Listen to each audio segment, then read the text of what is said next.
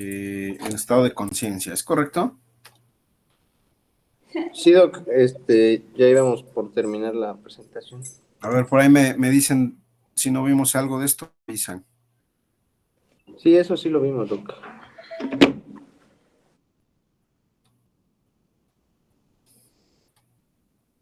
Todo esto sí. Sí, ya íbamos al final, ya hasta el final cuando vimos la escala de Ford. Esto también. Sí,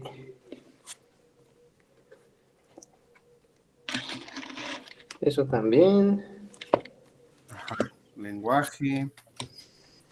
Esa es una categoría de afasia. Aquí. También. Ya íbamos casi al final. Principio de perfección. Todo eso sí lo vimos, todo eso sí.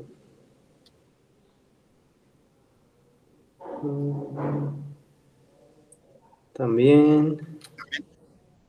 Sí, Doc. Después de esa fue que vimos la escala. Esa de Ras también la vimos. Sí, esto también la vimos, ¿no? De Sí. manera muy... Ujú. La escala de Cincinnati, la escala de Abdi, que más que nada la escala de Abdi pues es preoperatoria, ¿no? Y prácticamente creo que ya acabamos. Entonces, Ahí nos habíamos quedado. pues esta es otra de las escalas que estamos utilizando más recientemente en el servicio de neurocirugía. Esta o la escala de Glasgow a nosotros nos da una idea muy general y muy global de cómo está el paciente. Y vamos a analizar brevemente, pues, eh, se Sí, ya parece de que, algún ya que modo acaba. a la escala de coma de Glasgow, ¿sí? Se puede aplicar en pacientes críticos, intubados, en reflejos del tronco encefálico, cuando hay lesiones de estas, en enclaustramiento, en estados vegetativos, ¿no? Estos signos sugestivos de herniación nucal, ¿de acuerdo? O actividad del centro respiratorio. Todo esto puede ser aplicable, ¿no? Muchas veces, a diferencia de la escala de coma de Glasgow, que en teoría no se apega a alguno de estos pacientes, ¿no? Pero aún así puede ser aplicada la de coma de Glasgow. Pero este es mejor, digamos, en ese sentido, porque tiene pues un espectro más amplio. Y si se fijan la respuesta ocular, bueno, no varía mucho de lo que es la escala de coma de Glasgow, ¿no? Aquí la diferencia pues es de 4, 3, 2, 1 y 0 puntos, ¿de acuerdo? Aquí sí hay 0 puntos, a diferencia de la escala de coma de Glasgow, donde pues llega hasta un punto, ¿no? ¿Se acuerdan? La respuesta motora pues es similar de alguna manera, aunque cambian en ciertos parámetros al final, ¿no? Con calificaciones de 0.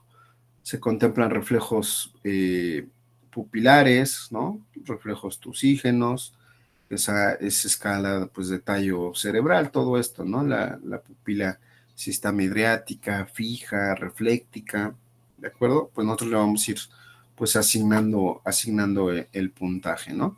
Y una escala respiratoria, si el paciente pues no está intubado o si está intubado, si no está intubado y su respiración pues, es regular como cualquiera de nosotros, pues 4 puntos. Así hasta irnos a los pacientes intubados con respiración más frecuente del ventilador, un punto, y la respiración a la frecuencia del ventilador, 0 puntos. De tal forma que, desde luego, a menor escala de Ford, pues el paciente más deterioro, ¿sí? Más deterioro, pues, inversamente proporcional al deterioro pues neurológico, al igual que la escala de coma de Glasgow, que es inversamente proporcional. Pues aquí simplemente recordar algunos síndromes como el de enclaustramiento o encerramiento o locked-in, ¿sí? Por un daño a nivel sobre todo del puente, ¿no? Donde el paciente solamente puede hacer movimientos oculares y con eso darse pues, a entender en la medida de lo posible. Es un estado neurológico pobre. Desde luego se tiene que hacer un diagnóstico diferencial con estados de mínima conciencia o incluso muerte encefálica, que pues realmente no tendrían por qué haber confusión porque son síndromes totalmente diferentes, pero puede, por el estado neurológico tan precario que puede existir en el enclaustramiento, pues se menciona como diagnóstico diferencial, ¿no? Y los síndromes de herniación, como una hernia falciforme, es decir, a través de la falx, que la falx, ¿sí? O la hoz del cerebro, pues es esta que se encuentra interhemisférica, y que a nivel del cuerpo calloso, pues ahí termina la falx, y cuando estas estructuras del cerebro cruzan al otro lado, pues esa es una hernia falciforme. Ahorita tenemos una paciente hospitalizada allá en Tehuacán, que tuvo un hematoma, una hemorragia parenquimatosa, que algunos de ustedes pudieron ir a la cirugía, y ella presenta pues una herniación, ¿no? Y además presenta un hematoma a nivel del cuerpo calloso, que es esta estructura, que el cuerpo calloso es la que conecta ambos hemisferios cerebrales y que tiene que ver con el estado de conciencia, ¿no? Porque la paciente no despierta, ¿sí? Y tiene que ver con la herniación, síndrome de herniación, ¿sí? Falciforme o de la falx, y de la lesión sobre todo que tiene en el cuerpo calloso, ¿sí? Que es muy importante también para despertar, ¿no? El estado vegetativo, que ya veíamos que se debe hacer un diagnóstico de diferencia, y otros estados, ¿no? Otros estados que no corresponde a un estado vegetativo, que no, si no es un síndrome de encerramiento, ¿no? Como el que puede llegar a causar la esclerosis pues lateral amniotrófica, ¿no? Donde pues hace muy pocos movimientos, ¿no? Otros diagnósticos diferenciales, pues decía yo, el estado de mínima conciencia, ¿no? Donde el paciente, pues, de manera esporádica pueden seguir algún tipo de instrucciones, ¿no? Seguir objetos o reconocer voces, ¿sí? Pueden generar algún tipo de movimiento con algún propósito, como, pues, rascarse, ¿no? Limpiarse la nariz, tocarse la nariz, entre otras, ¿no? Y en el caso, por ejemplo, del mutismo asinético, eh, que se puede causar por lesiones en el cerebelo, en el fornix, y también por la lesión de los giros, de ambos giros rectos. Estos pacientes pues dan la impresión pues, de estar alerta, suelen seguir visualmente los movimientos de objetos, pero no tienen respuesta emocional a diversos estímulos, ¿sí? Permanecen indiferentes, incluso a estímulos dolorosos fuertes, ¿no? Pues es un mutismo, ¿no? Y la muerte encefálica, que pues si se fijan realmente no tiene realmente cabida, sin embargo, tal vez cuando no se tiene puede haber algo de confusión, ¿no? Pero bueno, esta es una pérdida irreversible de todas las funciones cerebrales, donde el paciente está en coma, en apnea, y tiene ausencia de las funciones y reflejos del tallo cerebral. Bueno, y desde luego, pues es el peor estado de conciencia, ¿no? Ya, más bien ya no hay estado de conciencia, ¿no? Es un estado de coma, ¿no? Es, digamos, la etapa final, muerte, ¿no? Es la muerte. Bueno, ¿qué quedamos que vamos a ver después de esto, jóvenes? No nos avisó, Doc. Ah, ok. Bueno, Bueno, denme un segundo. por lo mientras le hago una pregunta, Doc. Ahorita que habla de eso del mutismo cinético, yo una vez vi una niña que tenía, bueno, que tenía un meduloblastoma y la operaron y después, como complicación posquirúrgica, tuvo mutismo cerebeloso. Pero yo no terminé de comprender por qué perdió el habla, si se supone que el cerebelo está más encargado como de las cuestiones motoras y de coordinación y no tanto del habla. Sí, pues hay varios núcleos en el cerebelo, sobre todo el núcleo dentado, entre otros núcleos que pueden estar ahí funcionales o digamos elocuentes, ¿sí? Que participan en la generación, ¿no? Pues de la articulación eh, vocal, ¿no? La fonación. Acuérdense que el cerebelo pues sí está implicado en la generación, sobre todo de la coordinación del lenguaje. Cuando hay una lesión en el cerebelo, pues el paciente presenta disartria. ¿Se acuerdan? Pues, pero es específicamente en algunos núcleos emboliforme, en el dentado, ¿sí? Son núcleos profundos que aparte son cercanos a la línea media, y en el caso del meduloblastoma suele ser un tumor también de línea media, y en postquirúrgicos es una de las lesiones pues más temidas que puedan generarse en el transoperatorio o en la cirugía, ¿no? Pero es por lesión de estos núcleos principalmente. Puede haber otros, no está todavía, sobre todo el del cerebelo, no está muy claro la participación de los generadores del mutismo, pero sí se han identificado varios núcleos, ¿no? Está en etapa todavía de investigación, vamos, ¿de acuerdo? Sí, gracias. Vamos a ver qué les gustaría. Hipertensión intracraneal ya vimos, ¿no? Sí, ya vimos, doctor.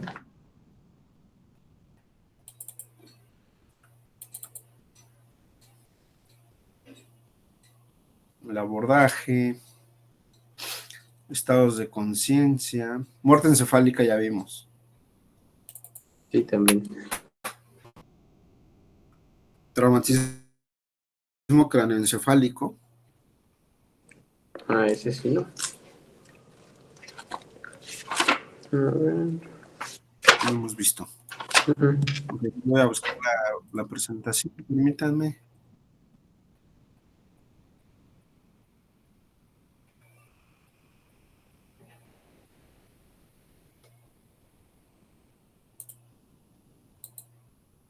Bueno,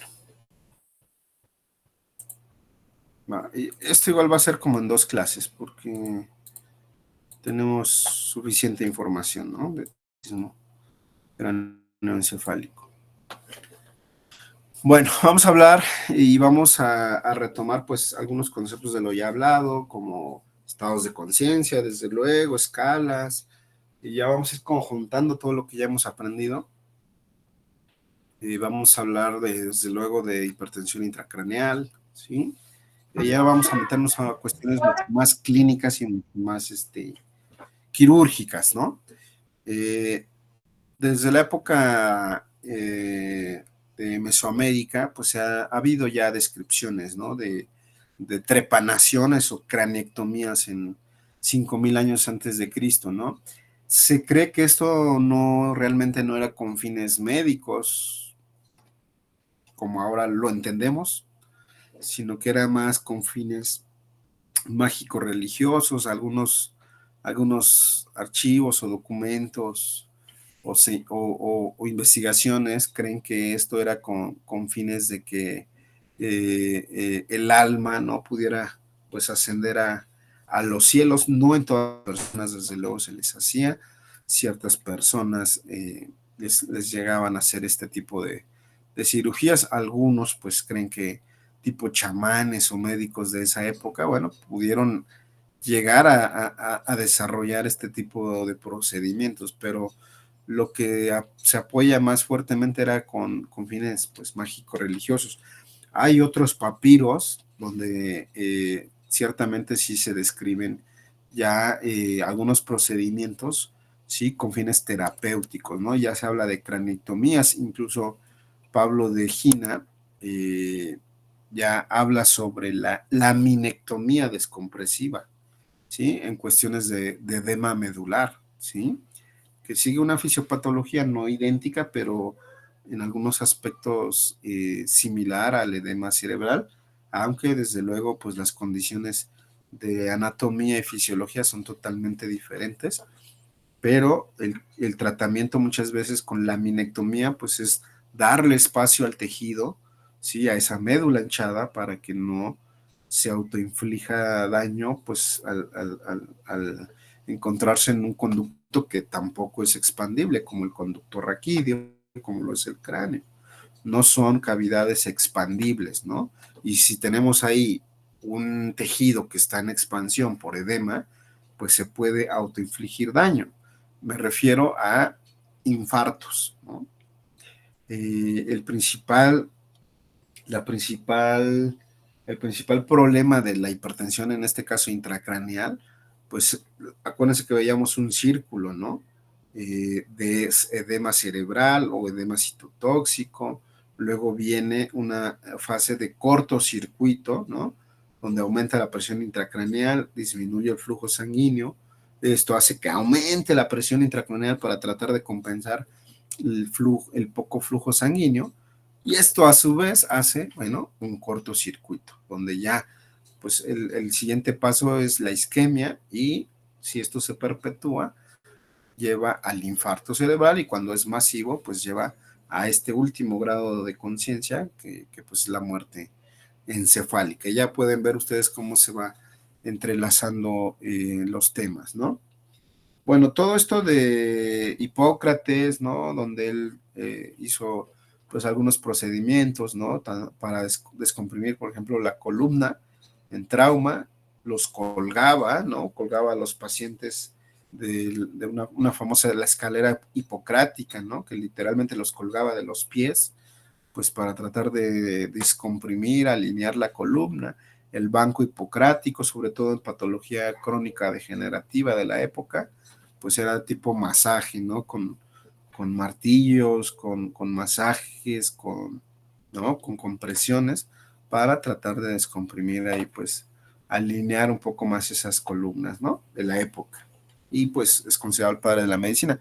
Desgraciadamente hubo una época de oscurantismo que ustedes conocen, donde pues no hubo desarrollo médico, solo en algunas cuevas, algunos monasterios, ¿no?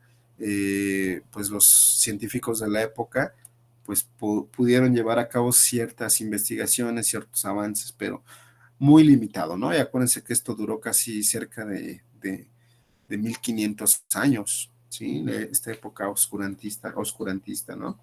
Luego vendría la época ya renacer, ¿no? Del renacer de esta oscuridad, el renacentismo con grandes exponentes, los principales, pues Andrés Besalio, con sus descripciones anatómicas, y no solamente descripciones, donde él da nombre a varias de las estructuras óseas, vasculares, etcétera, y algunas deformidades, ¿no? De los huesos, etcétera, él da pues nombre, ¿no? Y que a la fecha seguimos utilizando varias de estas, ¿no? Y bueno, estos son los instrumentos, cómo han ido evolucionando hasta algunos de ustedes que han entrado conmigo a cirugía y han visto las brocas de paro automático, ¿no? Que se utilizan con el craneotomo o con el taladro. Bueno, pues han tenido también ciertamente una evolución, ¿no? Hasta llegar a ese tipo de tecnología. Pero hombres como Lister, como Koch, como Pasteur, como sobre todo ellos, con todos los avances y descubrimientos que hicieron, como los microorganismos que después se vio que eran los responsables de las infecciones, con la pasteurización, que desde luego sentó alguna de las bases, ¿no? De manera indirecta para la esterilización de los instrumentos, y con Joseph Lister de la asepsia y antisepsia, ustedes recordarán, todo esto pues para disminuir infecciones, ¿no? Ahorita las infecciones postquirúrgicas, por ejemplo, en neurocirugía están asociadas a un 7%, que pues todavía sigue siendo relativamente alto, ¿sí? A pesar de todas las medidas, pero pues imagínense cómo era en esa época, antes de todos estos descubrimientos, ¿no? Desde luego de la penicilina, los antibióticos y demás, pues era lo que mataba muchas veces a los pacientes, pues eran las infecciones, ¿no? Y Harvey Cushing, el padre de la neurocirugía, sobre todo en este lado del continente, eh, sobre todo la neurocirugía americana, pues también hizo grandes procedimientos, ¿no? Neuroquirúrgicos, resección de adenomas, meningiomas, etcétera, ¿no? Hay descripciones que muchas veces, en ocasiones, eran resecciones con el dedo, ¿no? Hay incluso libros descritos, ¿no? De resección de meningiomas de manera digital, ¿no? Y ya a mediados del siglo pasado, digamos, pues ya con el advenimiento del microscopio, bueno, ya se fue describiendo la técnica microquirúrgica, sobre todo con Yassar-Gil, digamos que el padre de la neurocirugía moderna, diría yo. ¿no? O de la neurocirugía, pues microquirúrgica, ¿no? Que no está nombrado así, pero pudiéramos reconocerlo en unos años o en unas décadas como tal, ¿no? Como el padre de la neurocirugía, pues moderna, ¿no? El cerebro, ¿por qué es tan complejo hablar a veces de las cuestiones neurológicas? ¿Por qué? Porque el cerebro, pues a pesar de que relativamente es, no quiero decir insignificante, pero tiene un pobre porcentaje respecto al peso corporal total, solamente un 2%, ¿sí? Alrededor de 1.500 gramos en una persona de 75 kilos. Pues significa realmente un pobre peso. Sin embargo, pues ocupa el 15% del gasto cardíaco, esto es por minuto, 750 mililitros van hacia el cerebro, ¿sí? Van hacia el cerebro, lo cual pues en relación a ese 2%, pues el 15% del gasto pues es sustancialmente significativo, ¿no? Ocupa el 20% del oxígeno de los tejidos, ¿sí? Del tejido del cuerpo, del oxígeno del cuerpo, el 20% va al cerebro, perdón. Vean cómo en relación al 2% y recibe el 20% está totalmente desfasado, ¿no? Ocupa el 25% de la glucosa, ¿de acuerdo? Extrae ese 50% de oxígeno y extrae el 10% de la glucosa, pero estos porcentajes son altísimos en relación al peso corporal. Por eso muchas veces la complejidad de entender el cerebro, ¿no? Tiene bastante flujo sanguíneo, bastante aporte de oxígeno y bastante consumo de glucosa, ¿no? Y por ende, no tiene el aporte sobre todo de oxígeno y glucosa, ¿no? Porque el tejido sufre, empieza a sufrir, puede infartarse, etcétera, etcétera. Entonces, eso es bien importante, sobre todo cuando clipamos aneurismas cerebrales, porque muchas veces hacemos un clipaje temporal de la arteria, por ejemplo, de la arteria carótida, y pues el clipaje tiene que ser rápido, ¿no? O sea, y a veces estamos contra reloj, como por ahí hay algunos neurocirujanos que comparan que clipar un aneurisma es como desactivar una bomba, ¿no? Ustedes han visto en series, en películas, ¿no? Toda la adrenalina, ¿no? Que hay alrededor. Pues así muchas veces lo vivimos, lo sentimos, ¿no? Porque muchas veces estamos contra el reloj, ¿no? Cuéntame, le dices al anestesiólogo, cuéntame 5 minutos, ¿no? Y de manera regresiva, ¿no? Me avisas cuando vayan 4, 3, 2, cuando vaya un minuto, cuando falten 30 segundos, 20, 10. Y si no has acabado la disección completa del aneurisma, bueno, pues puedes desclipar la arteria de manera temporal, ¿sí? Que recupere un poco el flujo sanguíneo, pero ahí el riesgo principal es, si ya hiciste cierta disección, pues es que se rompa el aneurisma, ¿sí? Entonces lo ideal es que durante esos 5 o 6 minutos se pueda llevar a cabo el clipaje del aneurisma, ¿no? Eso hablando en cuestiones de por qué el cerebro no puede mantenerse más allá de 5 o 6 minutos, cuando mucho, ¿no? Sin estos aportes de oxígeno y glucosa.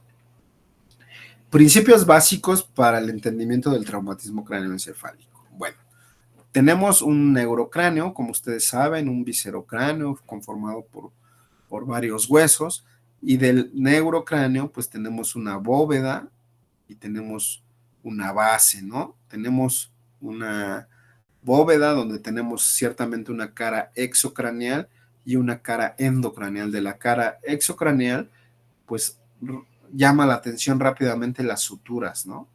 Las suturas craneales, que además son referencias para nosotros. Si yo sé que de la sutura coronal para adelante qué hueso es, pues voy a poder ubicar anatómicamente mi lesión, ¿no? Si la lesión está de la sutura coronal para atrás, sé que por debajo del hueso parietal yo voy a encontrar mi lesión, ¿de acuerdo? Entonces, pues eso es importante, ¿no? Y la sagital, desde luego. En cambio, en la cara interna, ¿qué es lo importante de la cara interna? ¿Quién me dice? O endocraneal.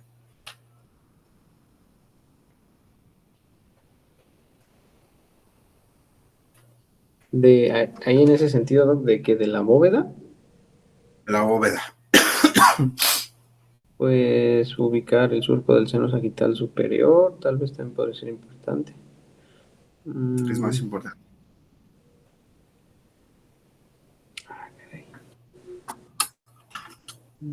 Tiene la cara endocranial que no tiene la cara exocranial.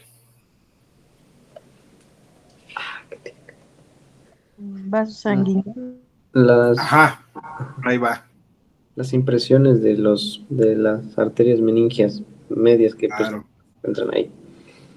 Las impresiones de las arterias meningias y son eso, ¿no?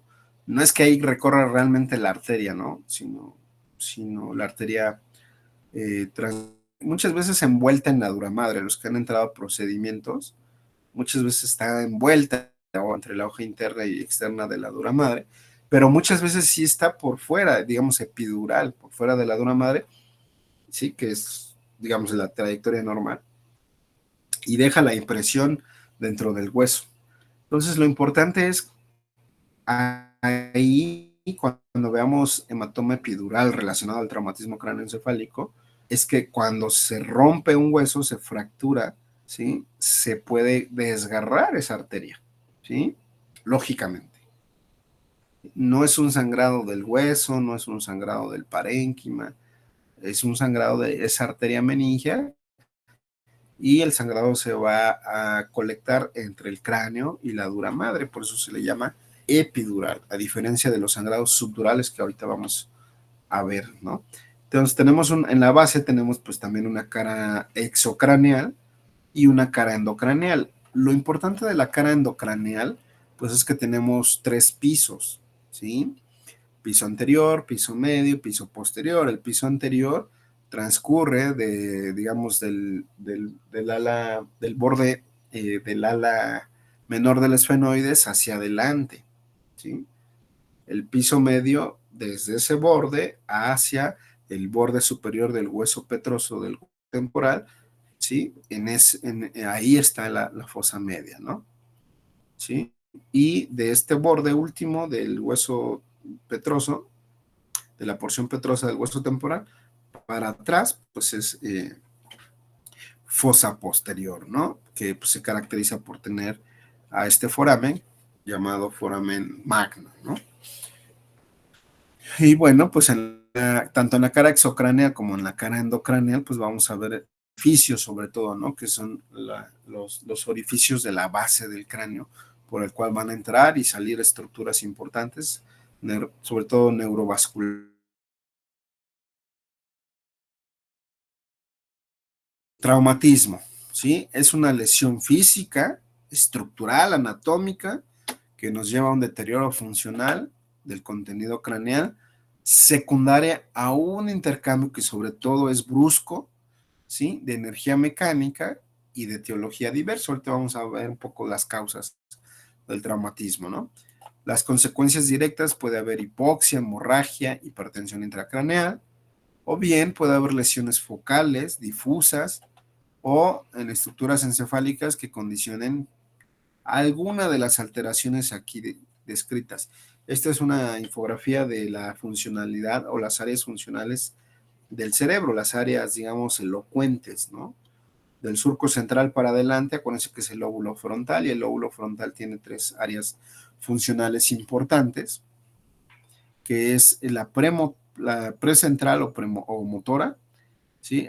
Área motora primaria, ¿sí? Que es la encargada del movimiento del hemisferio, por ejemplo, si es izquierdo, de la fuerza del lado derecho. Y el área premotora, pues está delante de toda esta, ¿sí? Y que se encarga de algunas funciones auxiliares también de motricidad, el área motora secundaria, el área de los movimientos conjugados, sobre todo en el giro frontal medio, ¿sí? Y algunas otras funciones. El área prefrontal, que es un poco más grande, yo diría por acá, ¿sí? Es un poco más grande. Aquí tenemos eh, las funciones, muchas de las funciones mentales, ¿no? Como planeación, ejecución, abstracción, ¿de acuerdo? juicio, raciocinio, muchas de ellas las tenemos acá, ¿sí? Ya para el cálculo y otras, pues sí se necesita ciertas áreas de memoria, ¿sí? Para, pues, recordar, ¿no? Los números y todo esto, y áreas sensitivas, ¿no? También para percibir la información de los números, ¿no? Y bueno, ahí en la cuestión numérica, pues sí es un poco más compleja, digamos. En el lóbulo frontal y no en el lóbulo temporal está el área del lenguaje, ¿sí? Sobre todo en el lado izquierdo, en más del 95% de las personas, el lado izquierdo es el lado funcional o dominante, ¿sí? Acuérdense que el lado izquierdo se diferencia del lado derecho funcionalmente. El lado izquierdo es más en cuanto al cálculo, en cuanto a la abstracción, el juicio, la inteligencia, vamos, ¿no? El lenguaje apropiado, el lenguaje correcto, ¿no? Y el lado derecho, pues es el hemisferio más emotivo, digámoslo así, ¿no? Más artístico, ¿no? Que podemos llegar a desarrollar, ¿no? El área sensitiva, pues es del surco central para atrás, en el lóbulo parietal, ¿no? Tenemos la corteza primaria sensitiva, áreas de asociación sensitiva, ¿no? O de lenguaje, es el área de Wernicke, ¿sí? Que es con la que comprendemos el lenguaje. Ustedes ahorita mientras yo hablo, ustedes ponen en marcha o en función esta área de Wernicke. Cuando yo les pregunto y ustedes contestan, bueno, ponen a trabajar el área frontal para pensar la respuesta y cuando la dan, pues a través de la expresión del lenguaje ponen en activación el área de Broca, ¿no? Que es el área motora del lenguaje, ¿sí? ¿Qué más podemos hablar? El de Silvio para abajo, pues es el lóbulo temporal. Tenemos básicamente la corteza auditiva primaria y corteza auditiva de asociación. Hacia el occipital, bueno, pues ustedes saben, el área visual primaria y el área visual secundaria, ¿no? Dependiendo de la lesión, sobre todo cuando son lesiones focales, pues va a ser la expresión clínica, ¿no? Entonces, esto es como para pregrado, ¿no? O sea, es lo mínimo que ustedes deben de, pues, de saber y de reconocer, ¿no? Realmente esto es pregunta de examen, porque esto es lo mínimo que ustedes deben conocer, ¿no? Ya en otras fases avanzadas o especializadas de la medicina neurológica, pues esto solo es algo muy básico, ¿no? Que se debe comentar. La epidemiología, fíjense la importancia de esto, ¿no? Los padecimientos neurológicos afectan a 1 billón de personas en el mundo, ¿sí? Constituyen el 12% de las muertes en general. Digamos que aquí hay un área de oportunidad, ¿no? Para los que les gusta de algún modo las neurociencias, ¿no? Porque aquí estamos hablando de todos los padecimientos neurológicos, ¿no? No necesariamente traumatismos. Área de oportunidad para hacer alguna cuestión neurológica, ¿no? En el área médica.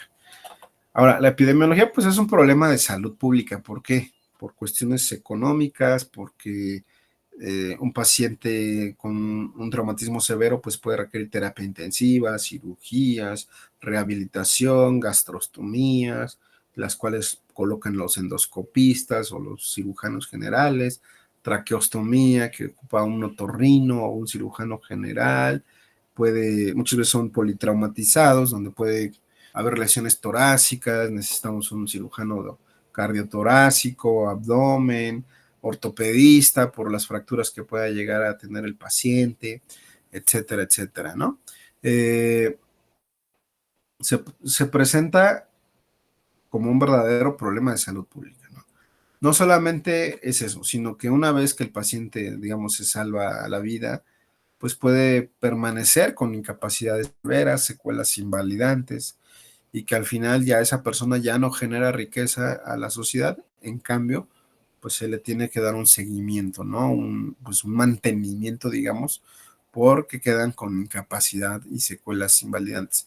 Y muchos de ellos requieren un cuidador 24 horas, ¿sí? Pues todo eso genera gasto, ¿no?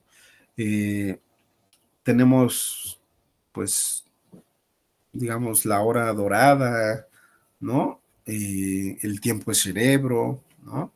Por eso es que muchas veces, entre más tarden ustedes en hacer un diagnóstico correcto, sobre todo neuroquirúrgico, pues menor probabilidad de recuperación hay cuando son traumatismos agudos, ¿no? Cuando son patologías agudas, ¿no? Desde luego hay hematomas que ocurrieron después de un golpe de hace un mes, pues donde el paciente puede estar prácticamente íntegro, solo con dolor de cabeza, o bien pueden presentar alguna debilidad, pero pues no ponen, digamos, en peligro la vida, ¿no? Yo me refiero a los problemas agudos, ¿no? Donde pues hay una fractura, una hemorragia en evolución subdural o epidural, un edema cerebral, ¿sí? Todo eso en la primera hora hay que tratar de tener el diagnóstico lo antes posible, ¿no?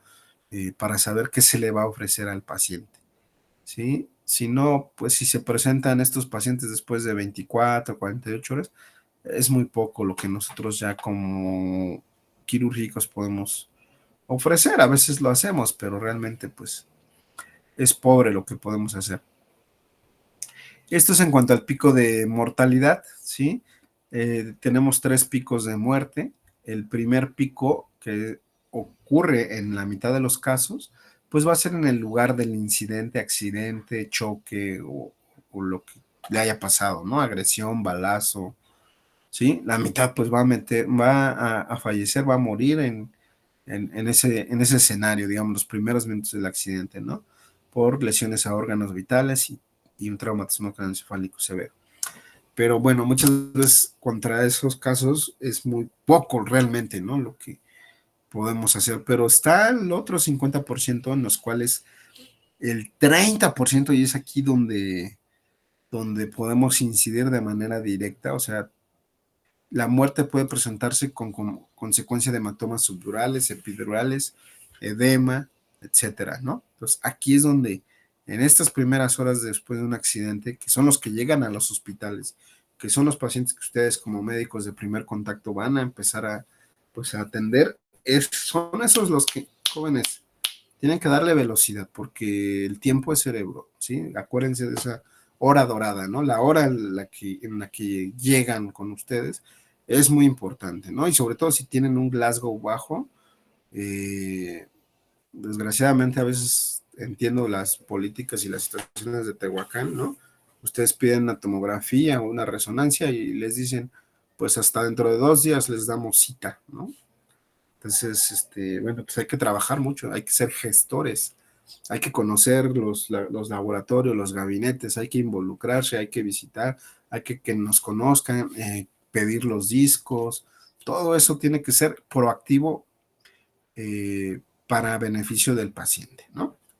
Hay un tercer pico de muerte que, bueno, pues ya se observa en los días o semanas transcurrido el accidente, el incidente, y el 20% de esas muertes, pues va a ser debida a fallo orgánico, multiorgánico o infecciones, ¿no? Sepsis. Bueno, aquí nos vamos a quedar, por ahí tómale foto y nos vemos la próxima semana, ¿no? Vamos a hablar de causas, vamos a recordar la teoría de Monroe y Kelly de la hipertensión intracraneal y pues de las cuestiones clínico-quirúrgicas, ¿no? ¿Preguntas? No, doc, ninguna. Bueno,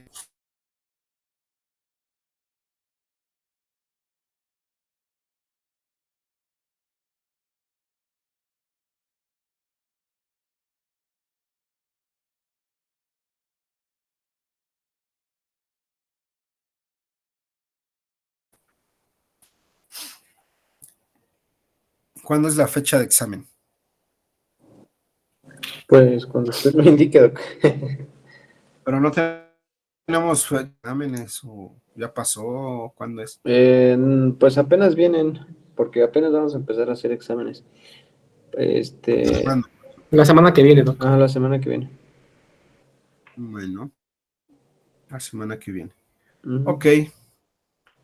Ok. Bueno, muy bien. ¿Cuándo van a tener, no sabes ya, cuándo va a haber taller de exploración en Tehuacán? De Mission estamos pensando que la semana que viene, Doc. ¿De este al otro? Ajá, probablemente. Bueno, Sí. probablemente coincida yo por allá para que los pueda acompañar, ¿no? Chale. Y voy a Igual le probar. aviso bien cuándo sería para que pues vea si se Sí. puede, Doc. Sí, mira, yo voy a estar por allá casi con seguridad el 22 sábado, Pues sí, yo creo que sí. para ver si coordinamos con el grupo y aprovechando que se va a hacer el de Mission Brain, Ujú. lo organicemos y podamos presentarlo, ¿no? Y Sí, junto Doc. con ustedes. Sale. Vale, pero nos ponemos de acuerdo, Sí. ¿sale? Ujú. Órale, pues. Dale, Doc, Pues nos gracias. vemos. Hasta luego. Sí, Hasta Doc, luego. hasta luego. Bye.